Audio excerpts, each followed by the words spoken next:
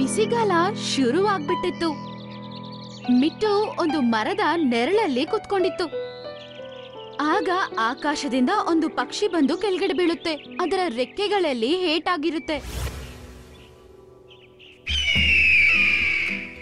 ಎಲ್ಲೋದ್ಲು ಚುನ್ಮುನ್? ಇವತ್ತಲ್ಲ ನಾಳೆ ನನ್ನ ಕೈಗೆ ಸಿಕ್ಕೇ ಸಿಗ್ತಾಳೆ.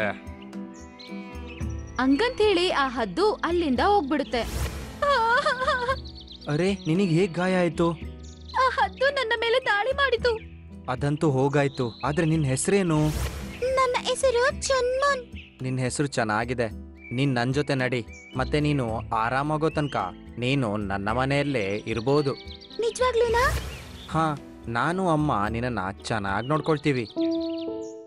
ಚಿನ್ಮುನ್ ಸಂತೋಷದಿಂದ ಮಿಟ್ಟು ಜೊತೆ ಒಂದು ಗುಹೆ ಒಳಗಡೆ ಹೋಗುತ್ತೆ. ಅಲ್ಲಿ ಮಿಟ್ಟುವಿನ ಅಮ್ಮ ಆದ ಮೇನಾ ಕೆಂಪು ಕಲ್ಲಿನ ಬಳಿ ಕುತ್ಕೊಂಡಿರ್ತಾಳೆ. ಆ ಕಲ್ಲು ತುಂಬಾ ಸುಂದರವಾಗಿರುತ್ತೆ. ಅರೆ, ನೀನು ನೋಡೋದಕ್ಕೆ ತುಂಬಾ ಸುಂದರವಾಗಿದ್ಯಾ. ನಿನ್ನ ಹೆಸರೇನು ಮತ್ತೆ ನಿನ್ ರೆಕ್ಕೆಯಲ್ಲಿ ಯಾಕೆ ಹಿಂಗಾಯ್ತು? ನನ್ನ ಹೆಸರು ಚಿನ್ಮುನ್. ಗೋಲ್ಡಿ ಎನ್ನುವ ಒಂದು ಹದ್ದು ಯಾವಾಗ್ಲೂ ನನ್ನ ಹಿಂದೆನೆ ಬಿದ್ದಿರುತ್ತೆ. ಆ ಹದ್ದತ್ರದಿಂದ ತಪ್ಸ್ಕೊಂಡ್ ಬರುವಾಗ ನಾನು ಈ ಕಾಡಿಗೆ ಬಂದ್ ಸೇರ್ಕೊಂಡೆ. ಈ ಏಟು ಕೂಡ ನಾನು ಅದ್ರ ಹತ್ರದಿಂದ ತಪ್ಸ್ಕೊಂಡು ಓಡೋಗುವಾಗ ನನಗಾಯ್ತು. ಏನ್ ಸಮಸ್ಯೆ ಇಲ್ಲ. ನೀನ್ ಚೆನ್ನಾಗಾಗೋವರೆಗೂ ನೀನ್ ನಮ್ ಜೊತೆ ಈ ಗುಹೆಯಲ್ಲೇ ಇರ್ಬೋದು, ಸರಿನಾ? ಅದನ್ ಕೇಳಿ ಮಿಟ್ಟು ತುಂಬಾ ಸಂತೋಷ ಪಡುತ್ತೆ. ಮತ್ತೆ ಚುನ್ಮುನ್ ಕೂಡ ಅವರ ಜೊತೆ ಅದೇ ಗುಹೆ ಒಳಗಡೆ ಇರ್ತಿರುತ್ತೆ. ಮಿಟ್ಟು, ನನಗೊಂದು ವಿಷಯ ಅರ್ಥ ಆಗಿಲ್ಲ. ನಿಮ್ಮ ಫ್ಯಾಮಿಲಿ ಬೇರೆ ಪಕ್ಷಿಗಳ ಫ್ಯಾಮಿಲಿ ತರ ಗೂಡಿನಲ್ಲಿ ಯಾಕೆ ವಾಸಿಸ್ತಿಲ್ಲ? ಮತ್ತೆ ನಿಮ್ಮಮ್ಮ ಯಾವಾಗ್ಲೂ ಒಂದು ಕಲ್ಲಿನ ಬಳಿ ಕೂತಿರ್ತಾರಲ್ವಾ? ಅದರ ಬಣ್ಣ ದಿನ ಹೆಂಗ್ ಬದ್ಲಾಗ್ಬಿಡುತ್ತೆ? ಆಕ್ಚುಲಿ ಅದೊಂದು ಸೀಕ್ರೆಟು. ನೀನ್ ನನ್ನ ಫ್ರೆಂಡ್ ಅಲ್ವಾ, ಅದಕ್ಕೆ ನಾನು ಹೇಳ್ತಿದ್ದೀನಿ. ಅದೊಂದು ಮಾಂತ್ರಿಕ ಕಲ್ಲು.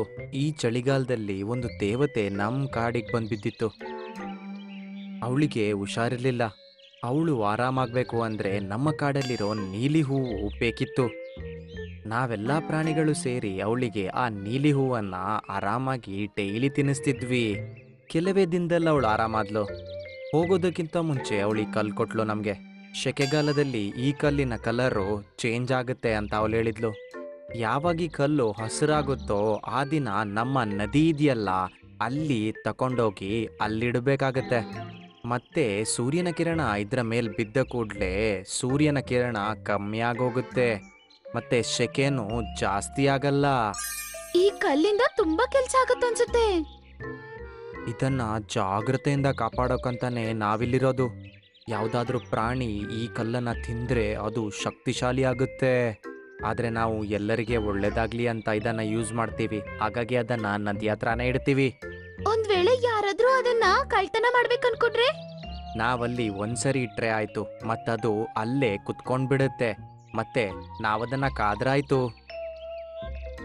ಒಳ್ಳೆ ವಿಷಯ. ಇನ್ಮೇಲೆ ನಾನು ಹಂಗೆ ಮಾಡಕ್ ಶುರು ಮಾಡ್ತೀನಿ. ಈಗ ಆ ಕಲ್ಲಿನ ಬಣ್ಣ ಬದಲಾಗಿ 9 ದಿನ ಆಗ್ತಿದೆ. ಆ ದಿನ ರಾತ್ರಿ ಮಿಟ್ಟು, ಮೇನಾ ಮತ್ತೆ ಚಿನ್ಮುನ್ ಆ ಕಲ್ಲಿನ ಬಳಿ ಕುತ್ಕೊಂಡು ಆರಾಮಾಗಿ ನಿದ್ದೆ ಮಾಡ್ತಿರುತ್ತೆ. ಮಿಟ್ಟು ಮತ್ತೆ ಮೇನಾ ಬೆಳಗ್ಗೆ ಎದ್ದು ನೋಡಿದ್ರೆ ಅವ್ರ ಮುಂದೆ ಕಲ್ಲು ಇಲ್ಲ, ಮತ್ತೆ ಅವ್ರ ಮುಂದೆ ಚಿನ್ಮುನ್ನೂ ಇಲ್ಲ. ಮತ್ತೆ ಶೇರ್ ಖಾನ್ ಕೂಡ ಸ್ವಲ್ಪ ಜಂತುಗಳ ಜೊತೆ ಅಲ್ಲಿಗೆ ಬರುತ್ತೆ. 10ನೇ ದಿನ ಇವತ್ತು. ಆ ಕಲ್ಲನ್ನ ನದಿ ಹತ್ರ ತಕೊಂಡೋಗ್ಬೇಕು. ಎಲ್ಲಿದೆ ಅದು? ಅದನ್ ಕೇಳಿ ಮಿಟ್ಟು ಮತ್ತೆ ಮೇನಾ ಅವ್ರಿಗೆ ಎಲ್ಲಾ ವಿಷಯ ಹೇಳುತ್ತೆ. ನೀವಿಬ್ರು ಆ ಗೊತ್ತಿಲ್ದಿರೋ ಹಕ್ಕಿ ಮೇಲೆ ಹೇಗ್ ನಂಬಿಕೆ ಇಟ್ರಿ? ನಾನದನ್ನ ಹುಡ್ಕೊಂಡ್ ತರ್ತೀನಿ. ಚುನ್ಮುನ್ ಅದನ್ನ ಕತ್ಕೊಂಡೋಗಕ್ ಸಾಧ್ಯನೇ ಇಲ್ಲ. ನಂಗೊತ್ತು, ಆ ಗೋಲ್ಡಿನೇ ಹಕ್ಕಿ ಮತ್ತೆ ಕಲ್ಲನ್ನ ತಕೊಂಡೋಗಿರ್ಬೇಕು. ಮಿಟ್ಟು ಅದನ್ನ ಹುಡುಕೊಂಡು ಅಲ್ಲಿಂದ ಹೊಟ್ಟೋಗ್ಬಿಡುತ್ತೆ. ಬಿಸಿಲಿನ ಕಾರಣದಿಂದ ಕಾಡಲ್ಲಿ ಮಹಾಮಾರಿ ಬೇರೆ ಬಂದಿತ್ತು. ಮರಗಿಡಗಳೆಲ್ಲ ಒಣಗೋಗಿತ್ತು. ಬಿಸಿಲಿನ ಕಾರಣದಿಂದ ಜಂತುಗಳ ಆರೋಗ್ಯ ಕೂಡ ಹಾಳಾಗಿತ್ತು. ಮಿಟ್ಟು ಮಧ್ಯಾಹ್ನ ಒಂದು ಜಾಗಕ್ಕೆ ಹೋಗಿ ಸೇರ್ಕೊಳ್ಳುತ್ತೆ. ಅದು ಚಿನ್ಮುನ್ ಮತ್ತೆ ಗೋಲ್ಡಿ ಒಂದೇ ಜಾಗದಲ್ಲಿರೋದ್ ನೋಡುತ್ತೆ. ಮತ್ತೆ ಕಲ್ಲು ಕೂಡ ಅವ್ರ ಮುಂದೆ ಇರುತ್ತೆ. ಚುನ್ಮುನ್, ನಾನ್ ಬಂದ್ಬಿಟ್ಟೆ, ನೀನ್ ಹೆದರ್ಬೇಡ ಈಗ. ಹೆದ್ರಿಕೆನಾ? ಹೇಳೇ, ನಿನ್ನನ್ ಕಾಪಾಡೋಕ್ ಬಂದಿದ್ದಾನಂತೀವನೋ? ಈ ಮೂರ್ಖನಿಗೆ ನಿಜ ಹೇಳು ನೀನು. ಮಿಟ್ಟು, ನಾನು ಮತ್ತೆ ಗೋಲ್ಡಿ ಶತ್ರುಗಳೆಲ್ಲ. ನಾವವತ್ ಮಾಡಿದ್ದು ಎಲ್ಲಾ ಪೂರ್ತಿ ನಾಟಕ. ನನ್ಗೆ ಮೈ ಹುಷಾರಿಲ್ಲ ಅಂತ ಸುಮ್ನೆ ಕಾರಣ ಹಾಕಿ ನಿಮ್ ಮನೆ ಒಳಗಡೆ ಬರ್ಬೇಕಿತ್ತು. ಆ ಕಲ್ಲನ್ನ ಕಳ್ತನ ಮಾಡಿ ಗೋಲ್ಡಿ ಕೊಡಕ್ ನಾನ್ ಬಂದಿದ್ದು. ಅಂದ್ರೆ ಸಿಂಹ ಹೇಳಿದ್ದು ಸರಿ. ನೀನು ನಂಬಿಕೆಗೆ ಅರ್ಹನೇ ಇಲ್ಲ. ನೀನು ಮೋಸಗಾರ್ತಿ. ಡ್ರಾಮಾ ಎಲ್ಲ ಮುಗೀತು. ಗೋಲ್ಡಿ ಮಿಟ್ಟು ಮೇಲೆ ದಾಳಿ ಮಾಡಿ ಅದನ್ನ ಕಟ್ ಹಾಕುತ್ತೆ. ಅದನ್ನ ಹಗ್ಗದಲ್ಲಿ ಬಂಧಿಸುತ್ತೆ. ಮತ್ತೆ ಕಲ್ಲಿನ ಬಳಿ ಅದು ಹೋಗುತ್ತೆ. ಚುನ್ಮುನ್ ಇದನ್ನ ನಿಲ್ಸು. ನಮ್ಮ ಕಾಡಿನ ಪ್ರಾಣಿಗಳೆಲ್ಲ ಸೆಕೆಯಿಂದ ಸಾಯ್ತಾ ಇದಾವೆ. ಅದರಿಂದ ತುಂಬಾ ಕಷ್ಟ ಆಗುತ್ತೆ. ಆ ಕಲ್ಲು ನಮಗ್ ಬೇಕೇ ಬೇಕು. ನನಗಿಂತ ಜಾಸ್ತಿ ಶಕ್ತಿಶಾಲಿ ಯಾರೂ ಇರಲ್ಲ. ನಾನ್ ಈ ಕಲ್ಲನ್ನ ನುಂಗಿದ್ರೆ ನನಗೆ ಎಷ್ಟೋ ಶಕ್ತಿಗಳು ಬಂದ್ಬಿಡುತ್ತೆ. ಗೋಲ್ಡಿ ನಗ್ತಾ ಆ ಕಲ್ಲನ್ನ ಅದರ ಬಾಯಲ್ಲಿ ಎತ್ಕೊಳ್ಳುತ್ತೆ. ಮತ್ತೆ ಅದನ್ನ ನುಂಗ್ಬಿಡುತ್ತೆ. ಆದ್ರೆ ಮರುಕ್ಷಣನೇ ಅದರ ನಗು ನಿಂತೋಗ್ಬಿಡುತ್ತೆ. ಅದರ ಶ್ವಾಸ ಕೂಡ ನಿಂತು ಹೋಗುತ್ತೆ.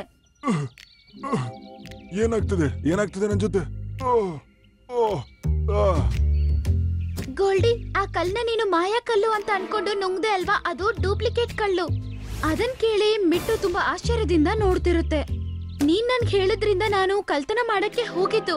ಆದ್ರೆ ಆ ಪಕ್ಷಿಗಳು ನನ್ನ ತುಂಬಾ ಚೆನ್ನಾಗಿ ನೋಡ್ಕೋತು. ಅವ್ರಿಗೆ ಮೋಸ ಮಾಡೋದಕ್ಕೆ ನನ್ಗೆ ನಿಜವಾಗ್ಲೂ ಇಷ್ಟ ಇಲ್ಲ. ಹಂಗ್ ಮಾಡಿದ್ರೆ ನಾನು ಒಳ್ಳೆಯವಳೆ ಅಲ್ಲ. ಅದಕ್ಕೆ ನಾನು ನಿನ್ಗೆ ಒಂದು ಡೂಪ್ಲಿಕೇಟ್ ಕಲ್ಲನ್ನ ತಗೊಂಡ್ ಬಂದ್ ಕೊಟ್ಟೆ. ಅದನ್ನ ಕೇಳಿ ಗೋಲ್ಡಿಗೆ ತುಂಬಾನೇ ಕೋಪ ಬರುತ್ತೆ. ಆದ್ರೆ ಅದರ ಬಾಯಲ್ಲಿ ಕಲ್ಲೋಗಿ ಸಿಕ್ಕಾಕೊಂಡಿರುತ್ತೆ. ಅದರಿಂದ ಅದಕ್ಕೆ ತುಂಬಾನೇ ಕಷ್ಟ ಆಗ್ತಿತ್ತು.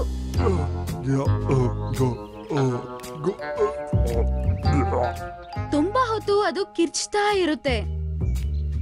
ಗೋಲ್ಡಿ ಅಲ್ಲೇ ಸತ್ತೋಗ್ಬಿಡುತ್ತೆ. ಮತ್ತೆ ಚಿನ್ಮುನ್ ಮಿಟ್ಟುನ ಕಾಪಾಡುತ್ತೆ.